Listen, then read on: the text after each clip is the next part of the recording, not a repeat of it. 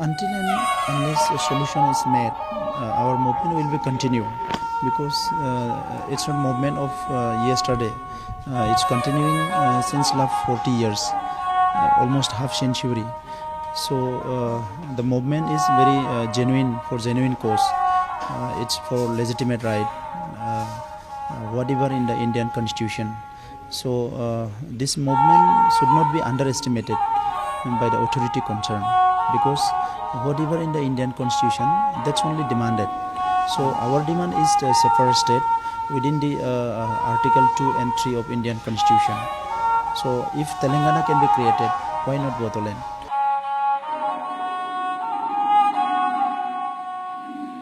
Whatever justification is in case of Telangana, whatever justification is in case of Uttarakhand, Jharkhand and Chhattisgarh, and whatever justification is in case of all the states created in India so far.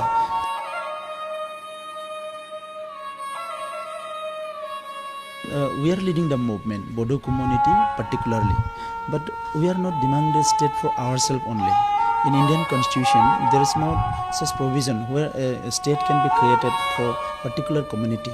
We are demanding a region, and in our demand, in our charter of demand, we are mentioning it as a tribal as a whole, and other communities also. But some politically vested people, they are trying to mislead the people, just terming as it's a movement of the Bodos, and Bodo are demanding separate state for their own. But in Constitution, there is no such provision. We are demanding the separate state under the Constitution of India, not under not the Constitution made by Bodos.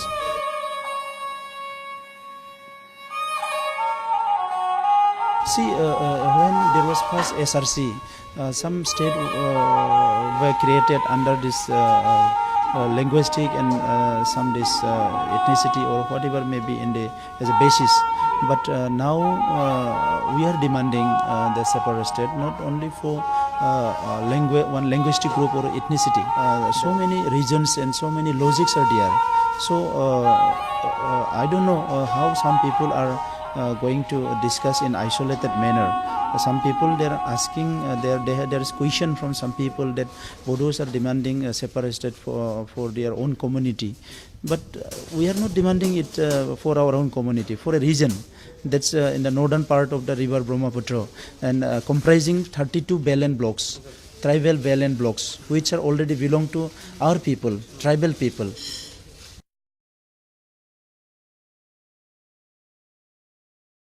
It is already established the fact that that part of Assam wants separation. Whatever may be, Komtapur, Bodoland, whatever may be, but it's a fact that that part of the Assam, they want separation. Now, the Assam government, India government have to agree that that part should be carved out. It's a fact. And in case of Komtapur, they are demanding Komtapur state. We honor their aspiration and their language, culture, everything. But some people trying to make a conflict between Komtapuri people, because Rajbanshi people and us. Earlier, we are from same stock. Earlier, our history is same. So, from Bodo side, we are not thinking of any conflict. Yeah, we are very sincerely respect these people, and we never think that there will be any conflict between them and us.